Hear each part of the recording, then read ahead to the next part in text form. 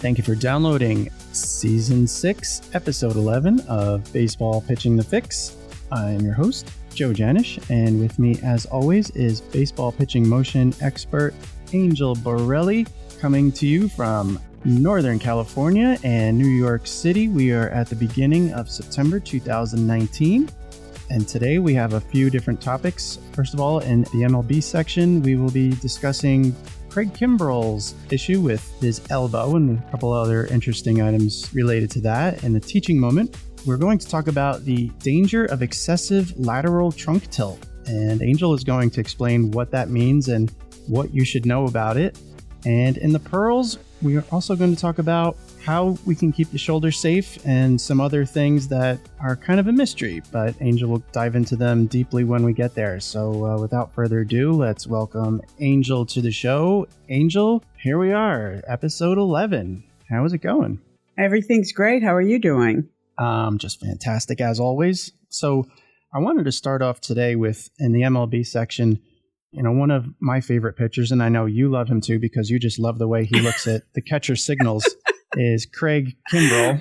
Actually, let me get up and do that right now to get this podcast off to a good start. I'm doing it, everyone. Yeah, let's all get into that deep squat so that he's on the same level as the catcher. I think that's what he's trying to do. He's trying to mimic him. His arms up. It's beautiful. It's beautiful. I love a signature move like that. In the communications industry, which is my real job, we call that mirroring. So he's physically mirroring the catcher and the umpire, I think, with that whole leaning over thing. But, as most of the listeners know, Craig Kimbrel has been probably one of the top relievers on the planet for the last 5 to 7 years. I mean, just lights out, one of the tops.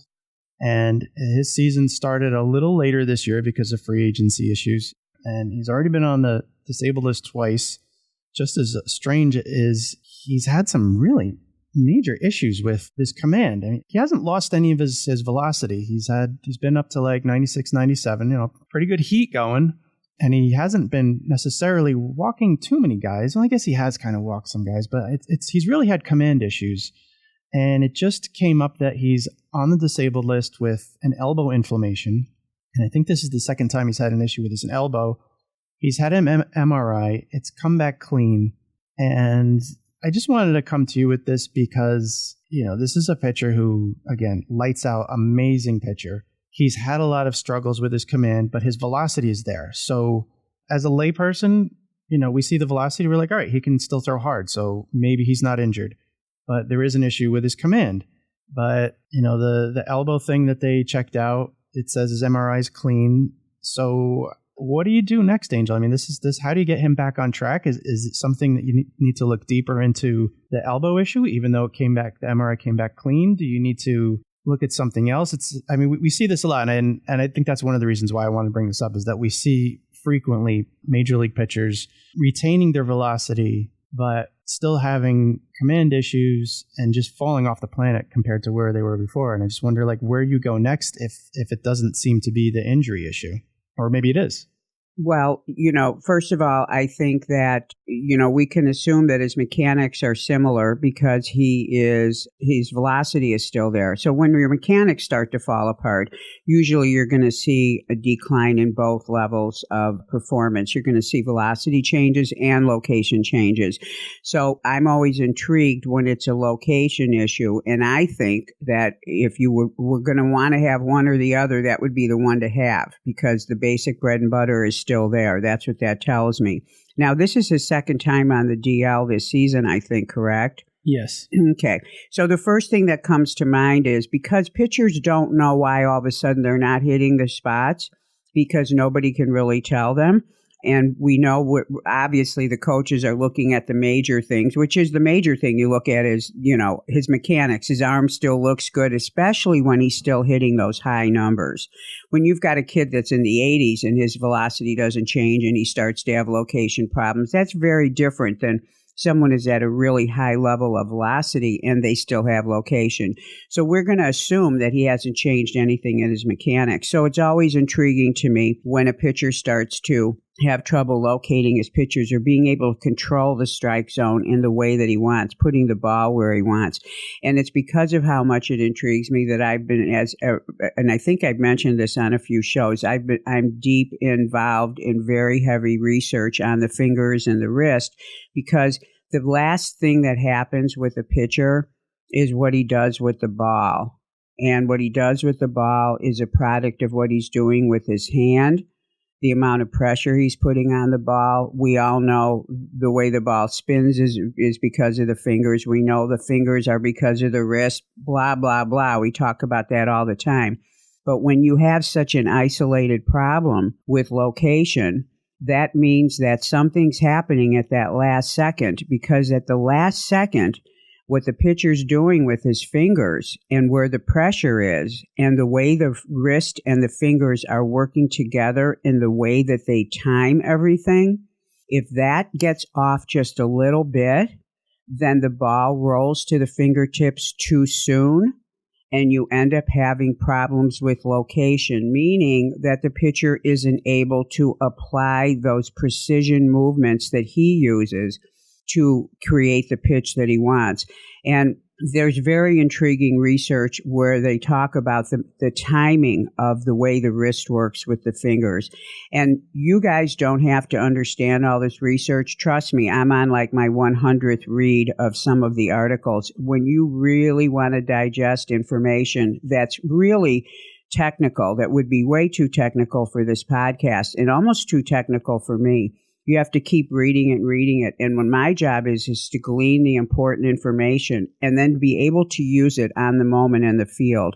Now, the researchers out there who look at location, who look at velocity, who look at spin rate, they're in a laboratory. They've got one article. The guy had 16 cameras.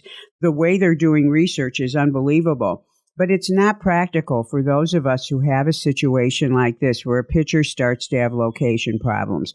So the first thing you want to do in a situation like this is you want to explain to the pitcher that the way he's hanging on to the ball, and that moment starts at max external rotation. At that moment, the hand has to apply about 45 pounds of pressure onto that ball to keep the ball under control so that when he starts to accelerate, the ball can roll up into his fingertips and he can do what he does with the flexors on his fingers, the little fingertips, and also the wrist. Now, the fact he's having some elbow pain, two things come to mind about this. One, unless he's changed his mechanics, which he probably hasn't because his velocity would go down, we're going to have a pitcher who's trying real hard. So this could be a matter of overthrowing. In other words, what the heck's going on? Let me try to throw hard. Actually, he's not saying, let me try to throw harder. He's saying, let me try to locate it. So they start to overthrow or overthink the pitch or overdo something. So the elbow issue is probably a forearm issue, is a possible connection to just where his mindset is. But the other issue is, if he is incorrectly or because of the fatigue that he's going to have in his arm from this pain, we don't know if this is the chicken or the egg, Joe. It could be that the pain in his elbow or the soreness, the inflammation is giving him a problem with hanging onto the ball the same way. Because remember, most of those finger muscles insert into the elbow joint. So if he has a sore elbow, his grip won't be the same. If he's trying to do crazy things, most guys don't look to the force on the ball. Most guys definitely don't look to the force on the ball at the beginning of the acceleration path. If anything, they're moving their fingers around, but they're not thinking about the kind of grip they have on that ball and the amount of pressure it takes. Now, the cool thing about the way that we all as coaches can work, because we have to remember we're working with experts, the pitcher's the expert. What I love is I can do just what I just did here. I can say, in fact, I said this to one of my better pitchers who was having some trouble, and his wrist looked funny to me. And all I had to say to him was, I don't want to get too technical with you, but in this position here, and I had him put his arm up in max external rotation, You know what 45 pounds feels like. You've got to have that much poundage. And this is the gift of the guys in the lab. They have this all converted. They talk about it in Newton pounds, but I'm converting it for you. You got to be holding on to that ball with 45 pounds of pressure. What? He said, you're kidding. Now that brings up a whole new thing for him. Now he's a pitcher, so he's going to interpret that correctly.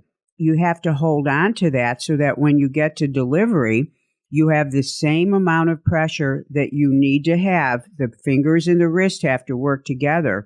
So if you lose your grip, the ball rolls into your fingertips too quickly. And before I finish the sentence, he goes, oh my God. He says, that's why none of my pitches were working. He goes out and corrects this with just that information.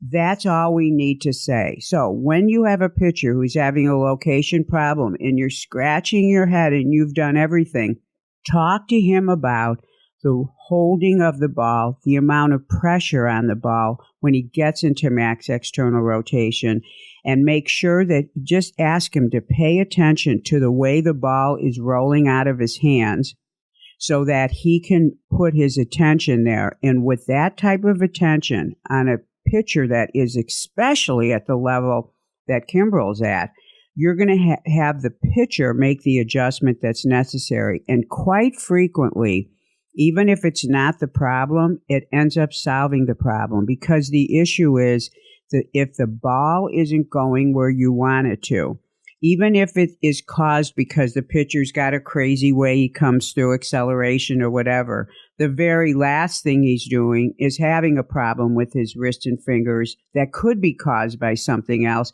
But by putting the attention on that last minute, it can make unbelievable corrections.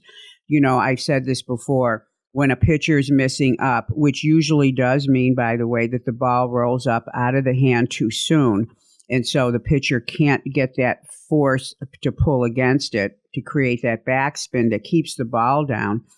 When I just say to a pitcher who's missing high, without even getting complicated, and I just say, hey, don't forget to flex your wrist, you know, and I'll, with my hand, you'll see me flexing my wrist, you know, the hand moving forward. The next pitch is always down. This is 100% across the board. So what is this? Am I right that it was the wrist? Maybe, maybe not. But let's put it this way. If the wrist is flexing, the ball can't come out of the fingertips and go into a vertical position. It's going to go downward. So normally, whenever you're telling anybody, think about your wrist, think about your grip, think about the pressure, think about this, you're going to affect some kind of change. And so that's what I do with my pitchers who in every other way are doing well, but they're all of a sudden having location issues. And it's one of the things that you have to have in your toolbox. You know, as coaches, we never know. It's not binary. It's not always just this or just that. But you have to have things that in the moment you can have the pitcher think about something he's not thinking about and have him think about something that is normally not drawing his attention. And by putting an expert at he's an expert at what he does, by giving him that little bit of extra thing, it can make him pull his mechanics and pull together whatever it is he needs to do. And once he gets that, then he's on the road. But that's where I would start, and that is the way that I do handle those types of situations. So I look to, if I've ruled out everything else, then I look to that. Okay, I have a couple questions now. So okay, you said 45 pounds of pressure on the ball when you're at max external rotation, right? Yeah. Isn't that amazing? In other words, they're really holding on to it. So I don't know that everyone knows what that looks like or feels like. How would I know what 45 pounds feels like? Well, that's what I'm saying. None of us know. Okay. But if you work out in a gym, like, for example, I said to this guy who's been lifting weights with me forever, you know what a 45-pound plate feels like, right? Sure. See, as a human and in motion, we don't have to be that exact. I don't have to put a measuring tool on his hand. I can say, do you know what 45-pound feels like? Now, this is a guy, the Olympic bars in the gym are 45 pounds without any weight on it. Right. Everybody who works out has lifted up an Olympic bar, even to move it from a bench press to a squat rack. You load the plates. The heaviest plate is 45 pounds in a gym. Your brain just knows This is the way your brain works in motion. Oh, that's a lot. What you know is that it's an amount of pressure. In other words, hold on to the ball. So the purpose of giving the number isn't for me to say, oh, okay, everybody, go out and make sure he's got 45 pounds. I'm just quantifying it that, hey, you're gripping on. It's there. It's not like it's just sitting in your hand and there's no intentional grip. So it's, that's what we call qualitative versus quantitative. Okay. So let me throw this at you. Okay. See what I did there? Hey, and I caught it. Yeah, it took a minute. So something that I remember being ingrained in my head from the time I was, a young kid learning how to throw a baseball. I was always told, hold the ball loosely in your hand, hold it like it's an egg. Interesting.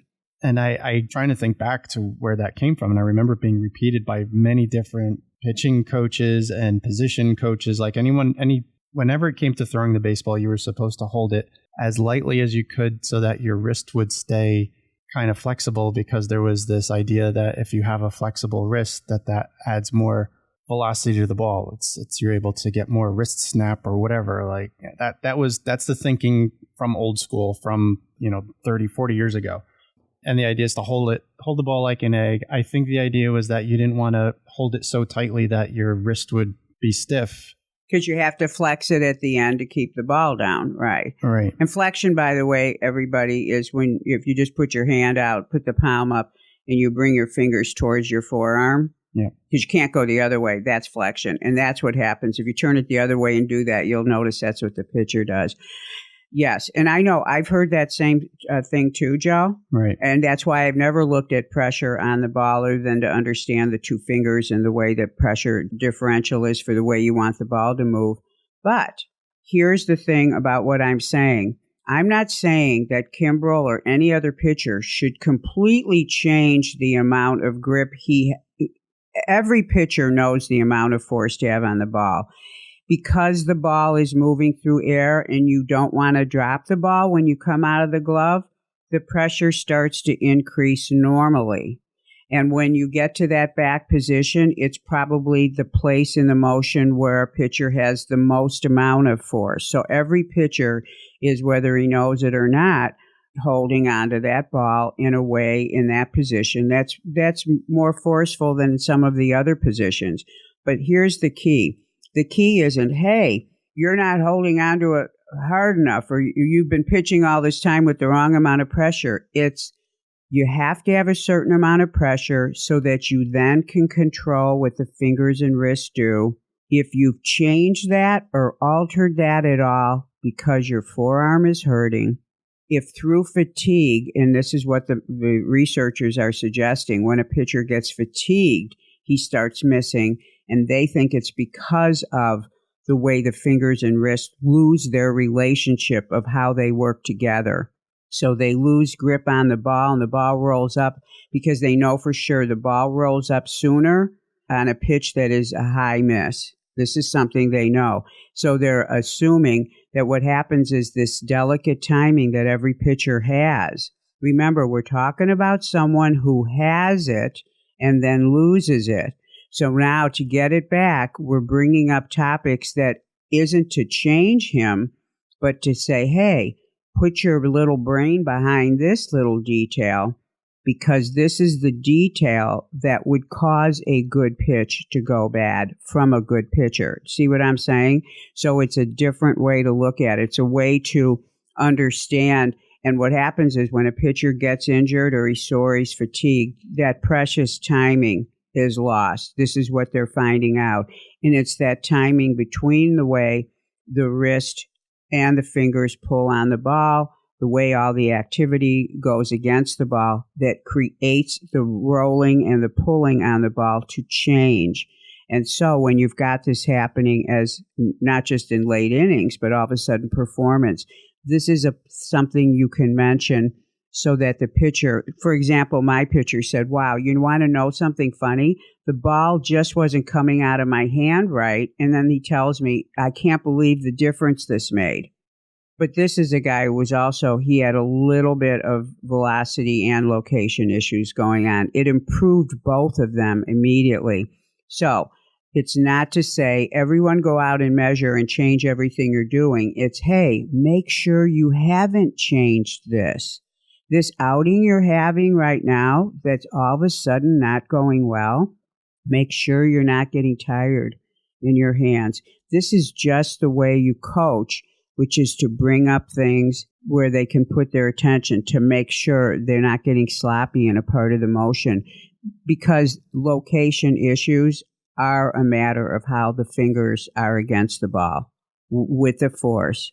Does that make sense now? Yeah, no, it does make sense. Yeah, it's more qualitative in general than specific. Yeah, and going back to Kimbrel, so as you mentioned, this could be like a chicken or the egg thing. Like he may have the elbow issue because of overthrowing, or he could have the command issues because of the weakness that's being caused by the inflammation. Yeah, okay. Yes, who knows? But this is why guys that have pain, they sometimes start having real location problems because they're not gripping. The grip comes from just grip something. I mean, pretend you're gripping something, claw your hand in the air. You can see all the muscles up to the elbow become completely engaged. So the fingertips and the hand and everything work together. And this is a place that I don't think enough work is being done. And I'm doing as much extensive research as I can. And hopefully we'll be able to present in a show some things that I think are going to be primary to us taking better care of our pitchers and solving some problems that we have with performance. Oh, all right. Well, that's something to look forward to. But yeah, in the meantime, we have something to talk about today toward keeping our pitchers safe, and that's the danger of excessive lateral trunk tilt, which is something that never really I think about too much, but maybe you could talk about what exactly that is and some of the risks and what coaches need to know about it and how to correct it. Well, the reason why this topic and also the topic I'm bringing up in the pearls is so important is that we're at the beginning of the fall season now, so fall ball is underway. And I know out here there's tons of teams that don't play. The guys are just in the gym, or there's guys that are playing travel ball, but still the emphasis is on trying to improve so that the spring season is a better season. So for all the coaches, especially the coaches that do kind of have a different schedule in the fall, what I want every coach to always do, because this is such a golden time, is to, with each pitcher, have some target issue that you're working on, so that you can take it, it's something you see in as mechanics, and you can translate it into what could we do in the gym to make this better. You can improve a pitcher's mechanical flaws when he's doing something in the gym that's related to the strength that he is not exhibiting on the mound. And you can make a change there. And it's such an innocent way to do it, because the guy doesn't have a ball in his hand. He's not trying to get a strike. He's really working with his body, and by the time he gets back to the mound, he's able to transfer that architectural change that you've made. So the two topics I'm talking about in the teaching moment and the pearls are going to be things you can do with your guys in the gym, and this lateral trunk tilt is so intriguing to me. So first of all, when a pitcher tilts his body forward towards the catcher, that is called just plain and simple trunk tilt. So if you look at research articles that talk about trunk tilt, they're always talking about the way the trunk tilts forward. Lateral means, in this description, sideways. So a right-handed pitcher, when you're standing behind the catcher and you're looking at him, or no, let's get behind the pitcher. You're behind the rubber and he's doing a pen. So you're right there. You're in the outfield view, and you're looking at a right-handed pitcher. His arm goes to the right, and if his head and his trunk tilt to the left excessively, that is called excessive lateral trunk tilt. Every pitcher tilts slightly away, assuming he's a regular overarm thrower. Overarm is the scientific terminology. A sidearm pitcher laterally tilts towards his pitching arm. So a right-handed sidearm pitcher will tilt to the right, and then his arm is out just to the side of his body. An overarm thrower will tilt in the opposite direction of his arm. And there's about a 10 to 15 degree tilt that's allowed. So what it is when pitching coaches are saying, keep your head over your front leg, take your head towards the plate, they, without knowing, are wanting them to control how far to that right-handed pitcher's left that he is tilting. So that's called lateral trunk tilt. A right-handed pitcher laterally tilts to the left. A left-handed pitcher laterally tilts to the right. In many cases, especially in the case of youth pitchers and pitchers that have what I call a lot of fire, they get on the mound and they just take off. They have excessive lateral trunk tilt, and this is a very serious issue for the injury potential that it possesses. So here again, we've got scientists that are in a lab looking at these things, looking at the effect that tilting too far to the left for a right-handed pitcher would have on his shoulder and his elbow. Because the interesting thing is he is going to show a little bit of an increase in his velocity as he tilts more to the left because he's changing the length of the lever. He's also, and this is it's more mechanical than I want to get, but he's changing the distance of the ball in his hand from the center of his body. So when he's tilting away, it can almost have an effect like, wow, he's, really more powerful. But the problem is that when we look at what actually happens to the joints of the shoulder and the elbow when a pitcher is tilting, and we know, so Joe, you can picture, especially young kids, you might call it, they're pulling their head so far over. Right. Usually the head goes too, and sometimes it's at a weird angle, sometimes it isn't. Sometimes you can actually see the trunk is tilted over. They'll be finishing so far over, and you can picture that, right, Joe? Yeah, I just want to make sure that I'm following you correctly. So when you're talking about the trunk tilt, this is like when they come out of a max external rotation and they're starting to move the ball toward home plate, and the glove side kind of pulls down and you see them from the back, like they're kind of leaning toward first base? Yes. And actually, it doesn't start at that moment. I'll talk a minute about where that problem starts. Okay. But yes, if you're standing behind the rubber, you're going to see their head and their glove arm, their arms out in ball release, their glove arm and their head, they're way to the left. They're bent over in such a fashion that it looks weird. And that's the way. So here again is the difference in qualitative and quantitative. It's why I do qualitative analysis. I can't help anybody if I have to bring them into a lab and hook them up to everything. I let the other part of the field of sports science do that. I let them measure that, and then I take that and I have to train my eye to know, it's excessive. And every one of your pitching coaches out there, you know what I'm talking about because you see it every day. When it looks like, geez, he's bending way over to the side, then you know he's bending excessively. If you don't even look at it, he's probably doing it right. So it's as simple as that.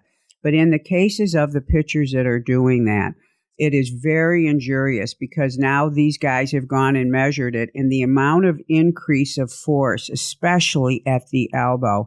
And you can kind of see the arm is being strained.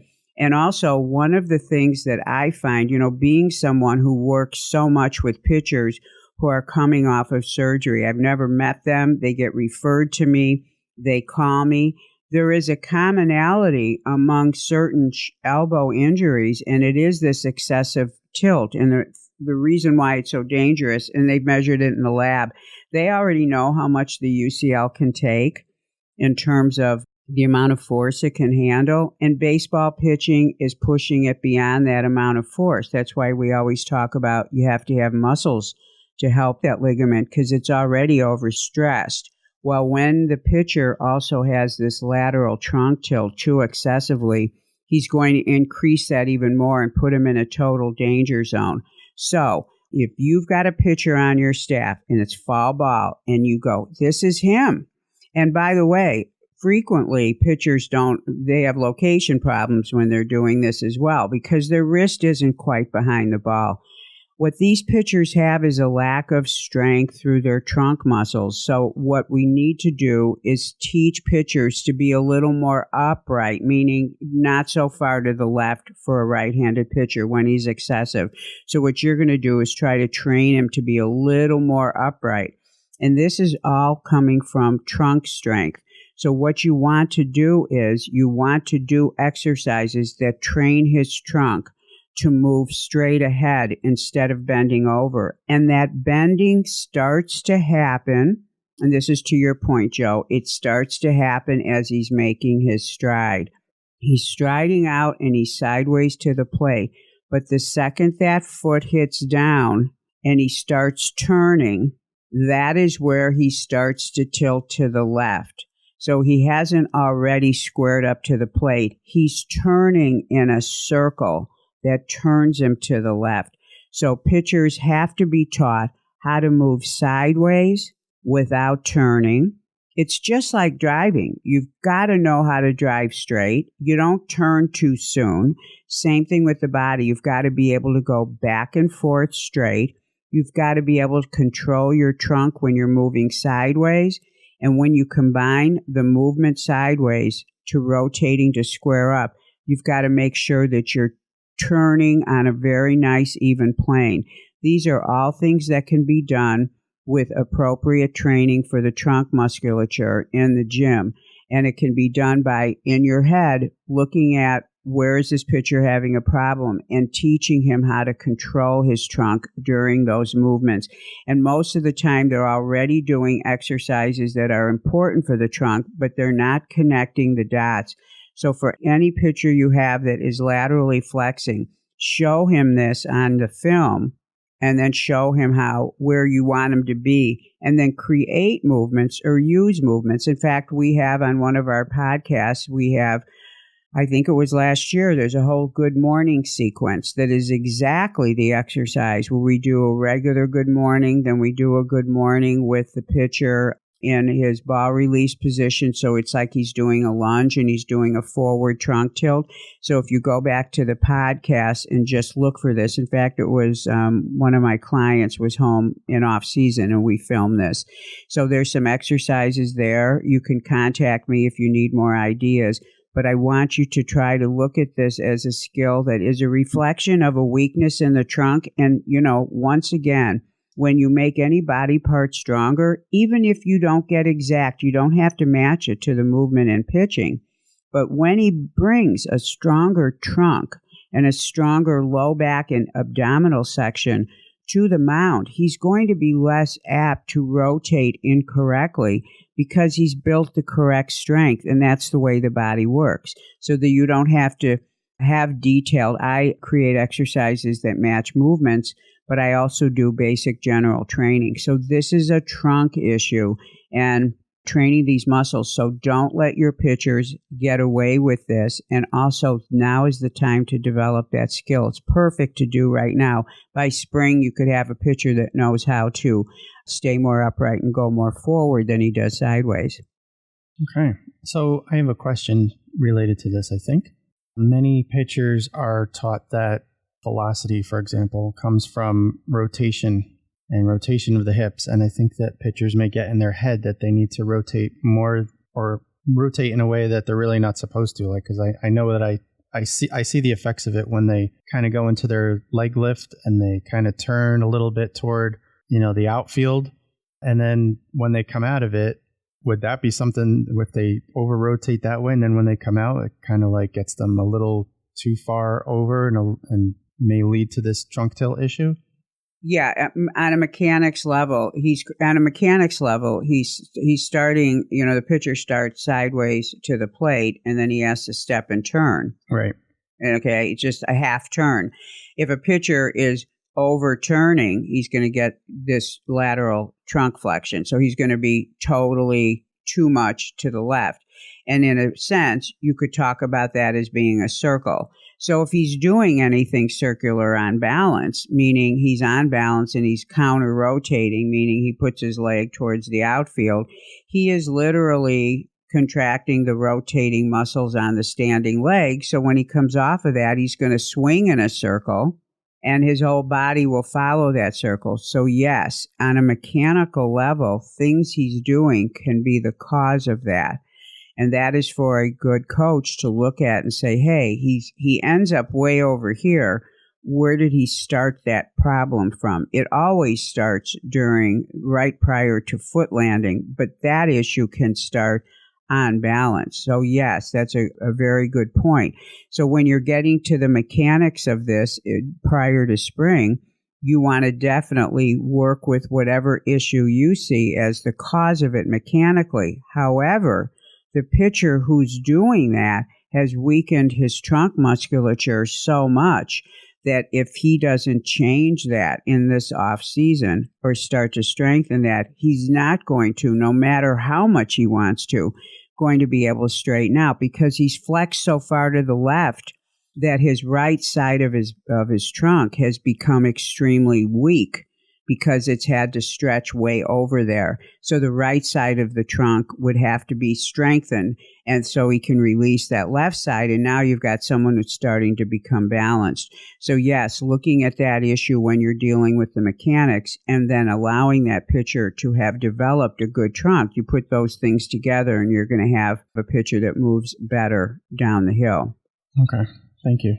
Good point. You've been listening, Joe. Well, I mean, that's what I'm supposed to do here. Yeah, listen. exactly. And I do. 5 stars. Thanks. I see a lot of pitchers, especially at the major league level, where they do this kind of internal, just, and then they come out of it and, they're running off towards first base or whatever, the right-handers, because they've been tilting so much. And, so I feel like it's a pretty common issue. Yeah, sometimes pitchers that counter-rotate have this problem, and some of them don't. I mean, if you counter-rotate, some of them have the strength to stop themselves. It's like speeding down the street. If you're good, you can keep from going up on the sidewalk. If you're not good, you're just going fast down the road. I mean, it's a matter of being able to control your body and do what you're supposed to do. That's why, as a kinesiologist, I don't teach movements that aren't necessary because I don't want you to have to learn how to control it. I want you to teach the muscles how to do what they do, and then it becomes a little easier. So that's the way that, a sports scientist would deal with it. But that's a good point. Okay, great. So can we open up that box of pearls that we have? Yes, we can. I'm excited. So here we are. We're going to be back in the gym again with this one. So I think one of the most disregarded muscles that can be an important muscle to help prevent shoulder injuries is the triceps muscle and the long head specifically. So the triceps, all of you probably know, it's the muscle in the back of the arm. It's called a tricep because it has 3 heads versus the biceps, which has 2 heads. The triceps has 3 heads, and what that means is 3 bundles of the muscle. And they all have different ways they work and when they work. But the long head crosses the back of the shoulder and inserts into the bottom of the shoulder blade. So it is a very important stabilizer of the back of the shoulder. And 60% of the injuries that we see in professional ball players, there was a recent report out, 60% of the surgeries that are done are on the labrum.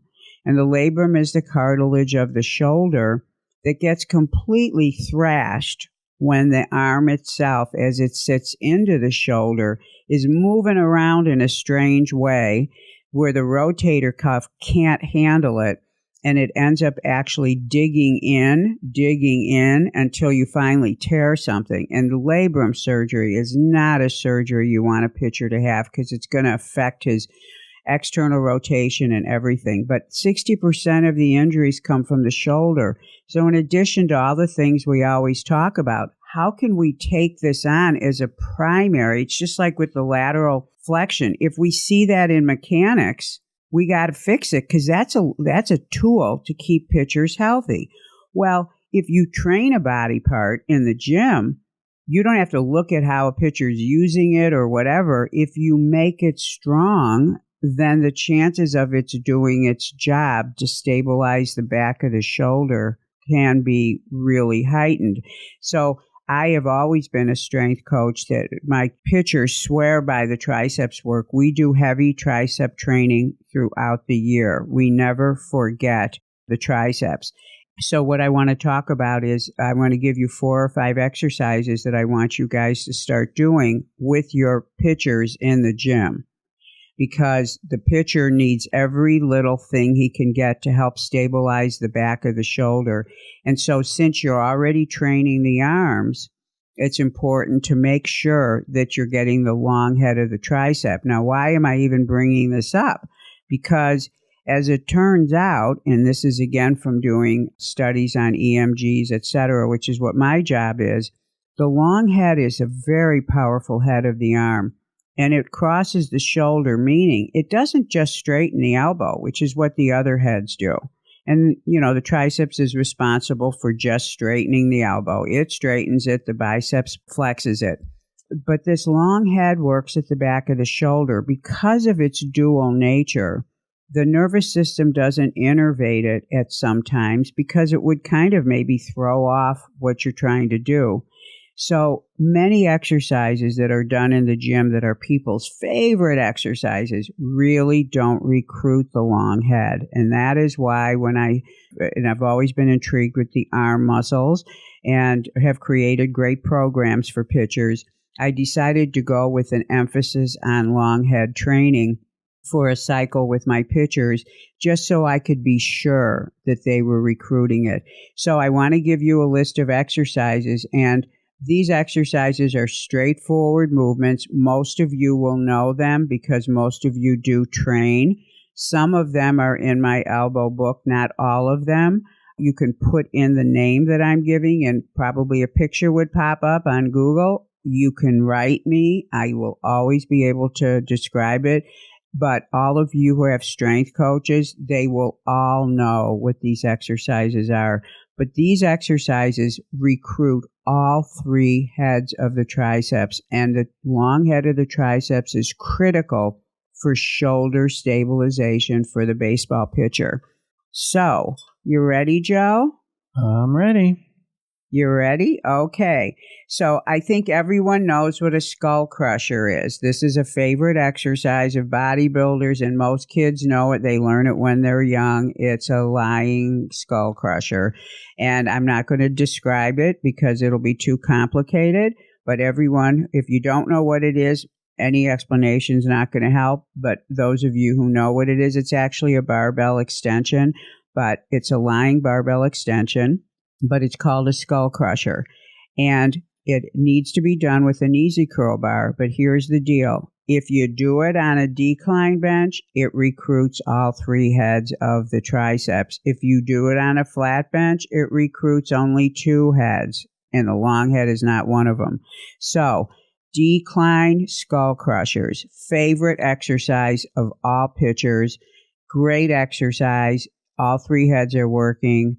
Beautiful movement, especially good in the off season.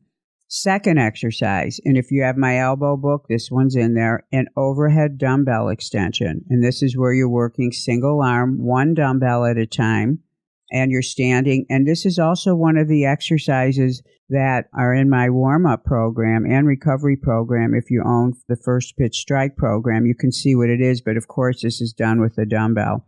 So it's a single arm overhead dumbbell extension. All 3 heads are being used.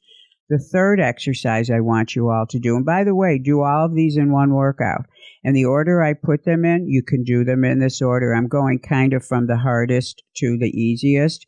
A rope push down. So this is where you're going to use a cable and you're going to find the rope attachment, and 2 arms are on it, of course, 2 hands. You're just standing, perfect posture. Arms are at the side of the body. This also recruits all 3 heads of the triceps. And then the last 2 exercises, my favorites because of the way they work the elbow, are 2 reverse grip exercises. One is you get the handle for the cable that kind of looks like an easy curl bar. It's called a W bar, but it looks like an easy curl bar. It's got waves in it. You grab that in a reverse grip with both hands, and you do a reverse grip push down. Beautiful movement. Pitchers love this. And it works really well on all three heads of the triceps and right above the elbow. So it really helps keep that elbow strong. And then the last exercise is another reverse grip exercise, which is a single arm reverse grip exercise. And you use a regular handle for that. It's just a straight handle. You're using one arm at a time. And then you do one arm at a time in a reverse grip. And yes, I frequently have pitchers do both these movements because it's always great for a pitcher to work his arms separately because you've got more focus on one arm, but they are using one arm, and it's a good chance for them to figure out and to see is their arm strength balanced? Are they as good on the right arm as their left one? If they're right arm dominant, sometimes it can be weaker just because it's fatigued so much. So I think it's a great way for a pitcher to really feel his body and see where it's at. So it's okay to do both single arm and also the two arms at one time. And you can do that in one workout, or you could alternate through the workout. So those exercises are the exercises that I recommend that you don't miss in your workouts. That's great.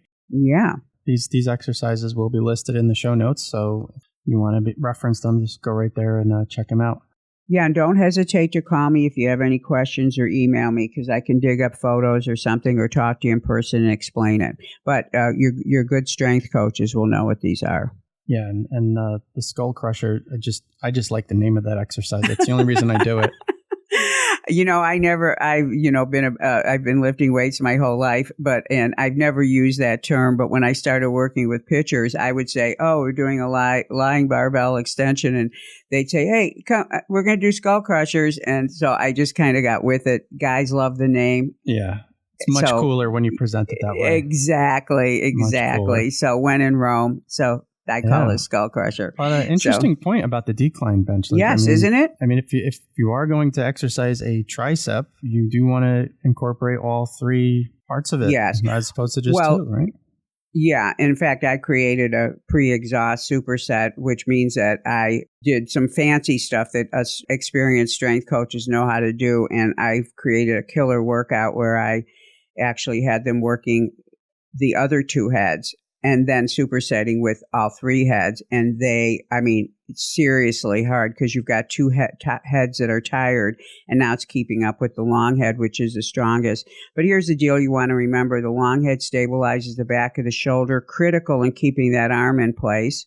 Secondly, depending on where your shoulder's at is going to depend on how it recruits. So yes, it makes sense that when it's on a decline bench, it's going to recruit the long head. So thanks to all the experts out there that have used MRIs to measure these sorts of things, we can get this kind of information and really start to make our workouts precise. So, coaches, find out which of your pitchers need that trunk strength. If they've got excessive lateral flexion, and get to work on some trunk musculature training. Call me if you need any help with that. And secondly, all of you guys, whether you've got problems or not, get your pitchers. Your pitchers need the best triceps. They're going to love training them too, by the way, because they'll immediately feel this workout. But target this long head by doing these thorough exercises and know that you're protecting your pitcher's shoulder from another angle, which is what's so important. Yeah, this is great. This was a real pearl. I'm smelling that nice brand new baseball smell with these exactly with these tips. That's great. Well, this is what us scientific geeks do. We sit around, we read research, then we put it together. We go in the gym, we try it, and then you get it. So that's my job. Awesome. Well, thanks, Angel. This is great stuff. And if you want to learn a little bit more about other exercises that you need to do for pitching and staying healthy, go to gymscience.com, gym as in GYM, SCIENCE.com. And you can go through Angel's website and find all kinds of great information and products to help you stay safe. And if you enjoyed this show, please be sure to subscribe and also tell some of your friends, your colleagues, your coaches, your pitchers, your parents of pitchers. Please let them know. And we're trying to keep all of our pitchers healthy, safe, and pitching at peak performance. And we'll be back again in about 2 weeks. If you have any questions, email angel@gymscience.com. Until next time, I want to wish you safe and effective performance on the pitching mound. Goodbye, everyone. Thank you for listening.